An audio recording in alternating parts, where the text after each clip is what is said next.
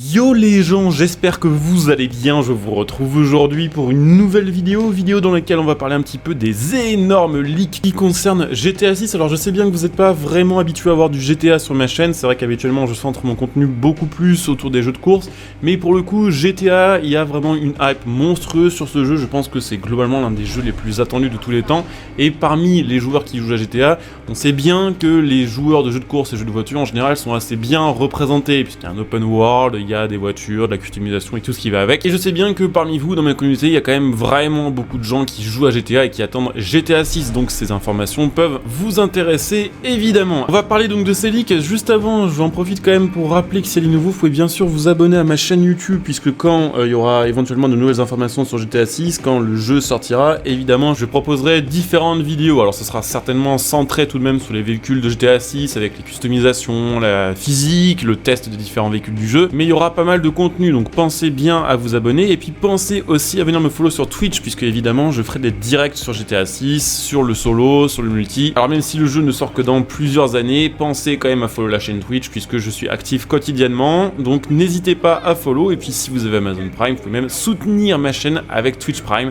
ce qui vous fera profiter en plus de plein de petits bonus. Alors ce leak, cette fuite de GTA 6 a eu lieu le 17 septembre 2022, et c'est une série de 90 vidéos qui ont été publiées sur internet. Alors au total, si on met bout à bout ces 90 vidéos, ça donne une séquence d'à peu près 1 heure de gameplay divisée en plusieurs passages où on voit différents personnages, différentes actions et différents lieux, voilà, de ce GTA 6. Et donc dans cette vidéo, je vais essayer de partager un petit peu toutes les informations que j'ai pu trouver en regardant ces leaks et que j'ai pu trouver sur internet. Alors sachez que ces leaks viennent d'un hacker qui aurait réussi tout simplement à pirater un serveur Slack de Rockstar Games Toronto, et effectivement le hacker, plutôt que de garder les leaks pour lui et faire du chantage à Rockstar Games, il a décidé de le partager avec tout le monde. Ce qui veut dire qu'actuellement chez Rockstar Games et chez Take-Two, l'ambiance doit être assez spéciale, je pense qu'on doit être très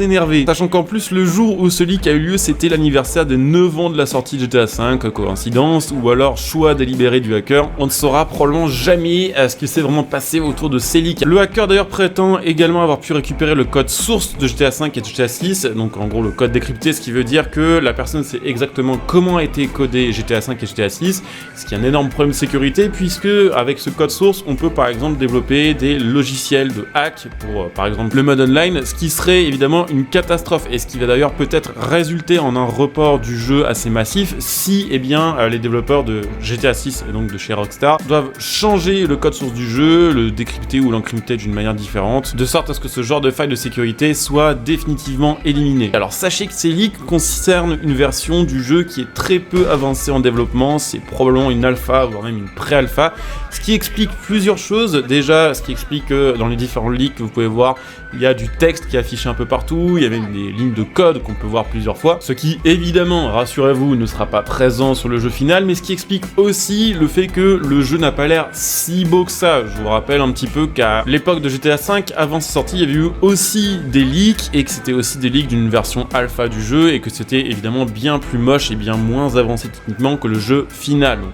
rassurez-vous, évidemment, GTA 6 ne ressemblera pas à ça en termes de graphisme, il sera beaucoup plus détaillé, beaucoup plus rempli, et ces images apparemment correspondraient à la période de développement du jeu entre 2017 et 2021, ce qui veut dire que maintenant, fin 2022, le jeu doit déjà être beaucoup plus avancé. Et d'ailleurs, si on regarde un petit peu les différentes séquences, on voit clairement qu'elles viennent de moments du développement du jeu différents, puisque d'un clip à l'autre, la qualité du jeu et l'aboutissement de ses graphismes et d'autres techniques sont vraiment très différents. D'ailleurs, en parlant de technique, et vous allez voir justement en regardant un petit peu les images de fond, ces leaks concernent surtout, à mon avis, des phases de test, d'animation et de différentes mécaniques de jeu, comme le fait de dégainer son arme, les animations lorsqu'on court, lorsqu'on s'accroupit, lorsqu'on saute, et que effectivement ces leaks-là ne spoilent pas vraiment l'histoire du jeu en soi. Ce qui est assez fou, c'est que ces leaks en fait viennent confirmer d'autres leaks qui sont un peu plus vieux, qui avaient été faits par Jason Schreier de chez Bloomberg, ce qui veut dire que Jason Schreier n'a pas dit de la merde, et ce qui veut dire que si ces informations, ces leaks sont confirmés, et d'ailleurs là ça a l'air d'être vraiment le cas pour le coup,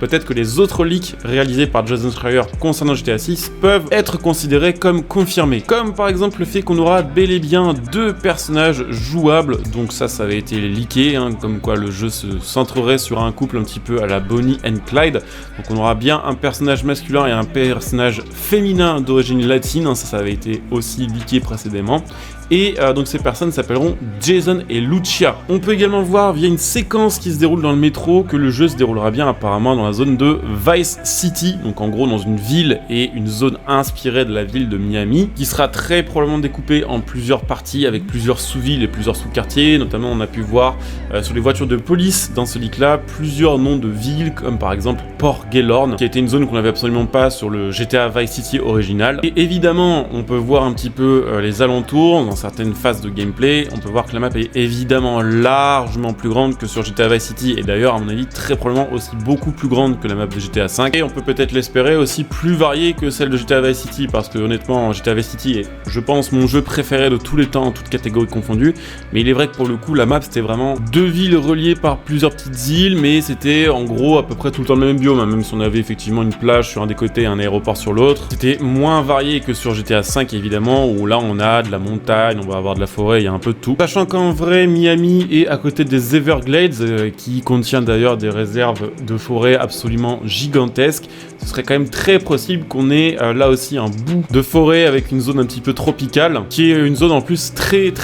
vallonnée. Donc normalement si tout se déroule bien, ça devrait être quand même assez varié, même s'il y aura probablement un accent quand même sur le côté urbain de cette map. Le jeu se déroulerait dans les années 2010, probablement au final peu de temps après GTA 5. On peut même imaginer qu'il y aura peut-être des connexions entre GTA 5 et GTA 6, puisque les jeux vont se passer sur une temporalité très proche, voire même peut-être simultanée. Et on sait que chez Rockstar Games et sur GTA, on aime bien faire des clins d'œil d'un GTA à l'autre, notamment avec l'apparition de Claude sur GTA San Andreas, qui est pourtant de base un personnage de GTA 3. On peut imaginer peut-être qu'il y aura aussi un lien avec des personnages de Vice City, puisque c'est la même ville, et qu'au final, après la fin du jeu de GTA Vice City, donc une fois qu'on a terminé vraiment toutes les missions, on n'a pas vraiment d'informations sur ce qui peut se passer après. Alors effectivement, GTA Vice City se passe en 1986, mais à la fin du jeu, en gros, Thomas Vercetti devient un peu le boss de la zone, le boss de la ville, en mode Tony Montana. Donc peut-être que ce sera un des personnages qui vous donnera des missions, peut-être que ce sera un des anciens parrains de la mafia qu'il faudra abattre, quelque chose du style. Mais on peut imaginer quand même pas mal de clins d'œil à ce niveau-là. Et ce qui nous fait penser que le jeu se passerait aux alentours de 2012-2013 dans ces eaux-là, c'est que sur l'un des leaks, on entend parler du fait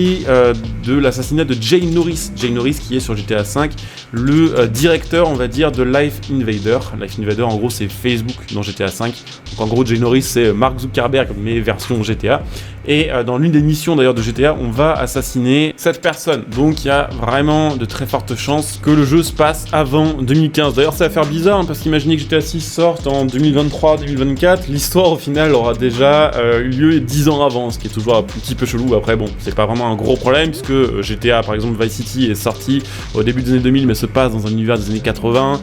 GTA San Andreas est sorti quelques années après et se passe lui dans un univers des années 90. Il y a qu'au final peut-être GTA 3 et GTA 4 et GTA 5 qui se passe en fait dans l'époque à laquelle le jeu est sorti. Le jeu sera fait évidemment sous le moteur Rage, vous vous en doutez, c'est le moteur signature de Rockstar Games, avec lequel ils ont fait évidemment les GTA mais aussi le Red Dead Redemption.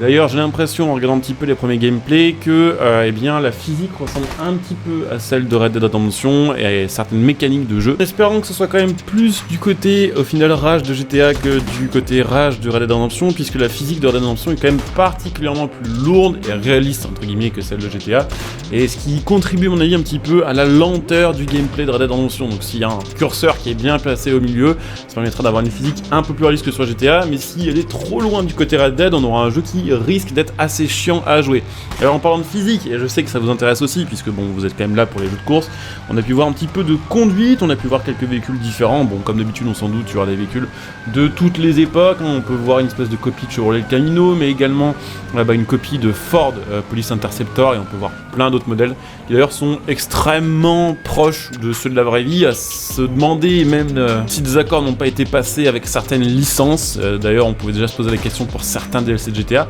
Mais on a pu voir un petit peu de conduite en vue extérieure, et la physique a l'air d'être assez légère au final au niveau du style de conduite. Alors là, encore une fois, c'est pas une physique vraiment définitive, c'est vraiment des choses qui datent plutôt, je vous le disais, de l'ère de développement en 2017-2021. Donc il va falloir parier que maintenant ce soit très différent. J'ai l'impression de voir un mix entre la conduite de GTA 5 et la conduite de GTA San Andreas, avec une conduite, on va dire, assez logique, mais des voitures qui sont quand même vraiment faciles à prendre en main. On peut également remarquer, alors en tout cas c'est vraiment quelque quelque chose qui m'a sauté aux yeux directement, c'est que au niveau des détails, même si c'est pour l'instant une version pré-alpha encore une fois, c'est assez insane, notamment bon, on peut voir les cheveux du personnage au premier plan qui sont quand même parmi les cheveux les plus stylés qu'on peut voir sur les jeux, et on sait que les cheveux c'est quelque chose de dur à faire. Mais on voit que même si pour l'instant la map fait un peu vide, il y a pas mal de choses qui vont augmenter sa crédibilité, comme les panneaux publicitaires, les différentes routes, textures de route plus ou moins abîmées, et aussi un rendu des couleurs et des lumières qui est ultra naturel, et aussi un rendu des visages qui est quand même particulièrement fou aussi, je trouve. On peut également voir que les personnages ont des capacités spéciales, un petit peu comme sur GTA V au final. Alors là, on a surtout vu une espèce de super instinct s'appliquer donc sur le personnage principal masculin, Jason. Capacité principale qui a l'air de mettre en surbrillance les objets qui ont de la valeur. Notamment, on peut voir une petite séquence dans une espèce de bijouterie ou de magasin de ce style. On voit que clairement, quand ce super instinct se déclenche, on peut voir de surbrillant les objets qui ont le plus de valeur dans le magasin. Qui veut probablement dire que aussi Lucia aura une compétence spéciale, même si pour l'instant ça n'a pas été vraiment montré. Concernant les véhicules, on aura évidemment une vue intérieure, et d'ailleurs probablement que tout le jeu sera jouable aussi en vue FPS, et quelque chose d'assez cool. Alors je sais pas si vous le verrez dans ces petites vidéos, dans ces petits leaks que je vais choisir d'afficher, mais on a l'air de pouvoir aussi choisir des détails dans la voiture assez sympas, comme l'ouverture par exemple des pare-soleils et l'angle du rétroviseur. Alors est-ce que c'est quelque chose qui sera vraiment retenu, on va dire, pour le jeu final, ou est-ce que c'est juste une feature de développement du jeu? On sait pas encore, mais honnêtement, plus de réalisme et plus de contrôle à ce niveau-là, c'est toujours une bonne chose. D'ailleurs, on voit aussi des images où on voit le siège se régler. Alors là aussi, est-ce que uniquement pour montrer que le moteur peut le faire, ou alors est-ce que c'est une feature qui sera récupérée dans le jeu pour en faire quelque chose? On sait pas vraiment. D'ailleurs, on sait aussi que la marque Pegasi sera de retour, qui était, il me semble, sur GTA V, la marque Lamborghini. On apprend également qu'on pourra se mettre allongé, et ça, je crois que c'est une nouveauté. Il me semble que sur les anciens GTA, on n'avait pas autant de possibilités de position, ce qui est quand même plutôt cool. Pour certaines missions, on devra probablement jouer furtif. En tout cas, ça m'a l'air assez insane. Probablement que si GTA 6 est en termes d'histoire, au niveau de la qualité, égale à peu près à GTA 3, GTA 4 ou GTA Vice City, et qu'à côté de ça, on a un jeu qui est vraiment ultra riche en contenu avec toutes les technologies dernière génération, ce sera un ultime banger en fait. Et ce qui est assez fou aussi, c'est que ça vient confirmer plein de rumeurs qui sont elles beaucoup plus anciennes, des rumeurs qu'on entendait déjà 2015, 2016, 2017 à propos de GTA